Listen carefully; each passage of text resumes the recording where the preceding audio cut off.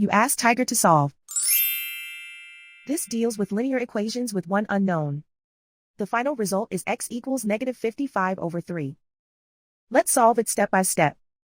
Group all constants on the right side of the equation.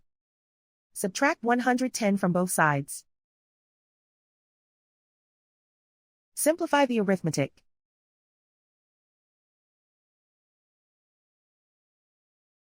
Isolate the x. Divide both sides by 6. Simplify the fraction. Find the greatest common factor of the numerator and denominator. Factor out and cancel the greatest common factor.